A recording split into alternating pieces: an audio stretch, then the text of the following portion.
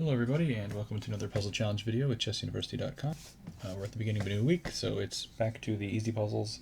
But before we get to our fresh puzzle for the day, I want to review the solution to yesterday's puzzle, which was one of the harder ones from the previous week, since it was at the end of the week, and we scale in difficulty as the week progresses.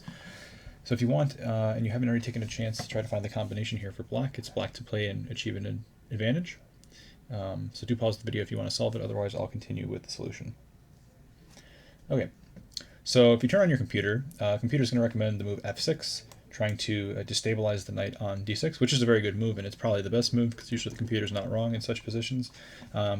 So if you found f6 with or without a computer, it is a good move. I would put it more under sort of like the category of undermining. It's not really a tactical idea, though. I mean, it does put pressure on this knight on d6, which is the key point.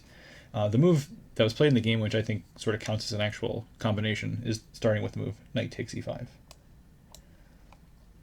And this also undermines the knight in a very drastic way, while simultaneously blasting open the diagonal for the bishop to attack b2, which is another key weakness in white's position.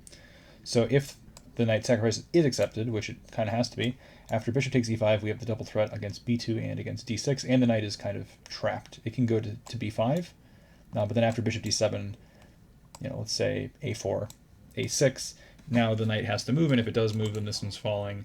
And if that falls, then everything else is going to fall along with it. So black opens up the position, gets a big attacking position, and wins material.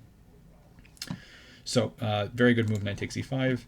If this move were to be played instead, you can actually just remove this knight with tempo, and you're going to have the deadly discovery against b2. The most deadly two tempi are going to be with either knight c4 or knight to f3, because both of them hit the queen. Doesn't really matter which one. And now, white loses their queen, or they get crushed and lose their queen. So, like, for example, if this is taken, you take, and then you go bishop c3, and you win the queen anyway. So, yeah, if you found knight takes e5 and the following lines, good job. If you also saw f6 as a very strong move just to open up both the bishop and put pressure on this pawn, also very strong. So well done there. Technically here, I think white can avoid immediate catastrophe by taking on c8, and then black would have to find the move. Well, they don't have to, but they'd have to see this with the idea of reopening the diagonal with pawn takes. And the knight still can't get out. So this is the point if you play f6. All right, so with that out of the way, let's move on to a new position. We've almost reached the new position. One moment. Let me just quickly insert black's move from the analysis, and then we'll get to our puzzle. All right, so this is the actual puzzle position where it's white to play and deliver a forced checkmate in 2 moves. So it's a very common pattern, a very important one to know. If you're new to chess, this is definitely something you want to add to your repertoire. So this is from one of my old games. It comes from the analysis. This position did not exactly appear on the board, though it's pretty close. I was playing the black side of Caro-Kann from about 6 years ago in over-the-board chess, back when that was a thing.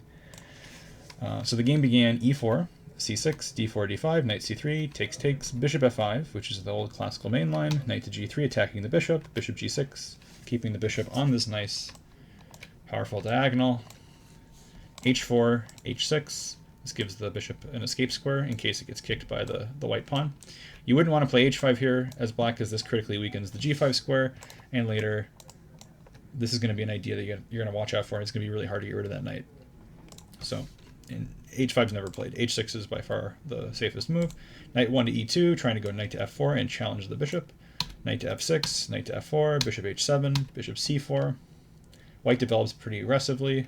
e6, castles, and here a very bad move by black, knight d5, looking to block the bishop and prevent any sacrifices on the e6 square, which is one of the thematic points of this variation that white's playing. But knight d5 is not a very good way to do it, also trying to trade pieces.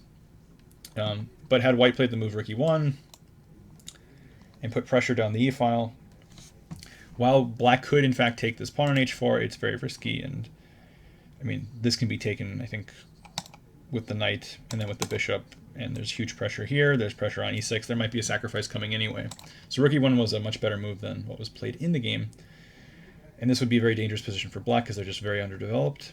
But c3 was played, which is much slower, and this actually allows for black to get away with grabbing this pawn on h4, which is what happens. So takes, and takes.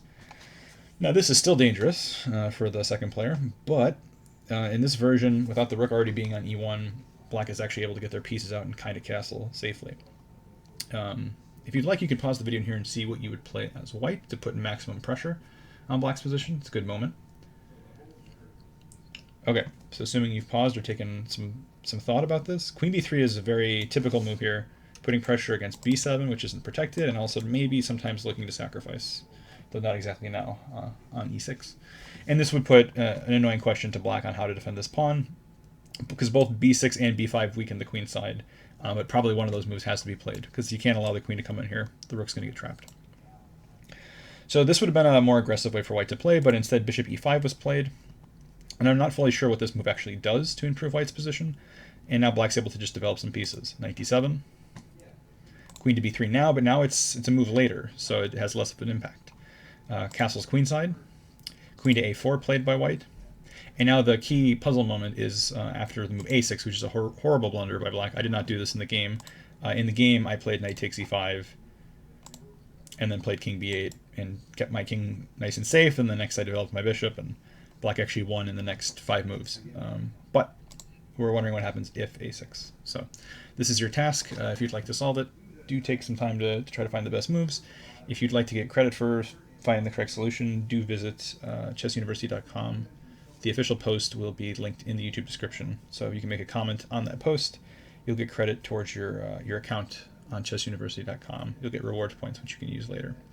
So if that's interesting, please check it out. If not, you can leave comments on YouTube. That's also cool. We'd love to see new people commenting. Otherwise, thanks for watching, and we'll be back tomorrow with another puzzle for beginner level players.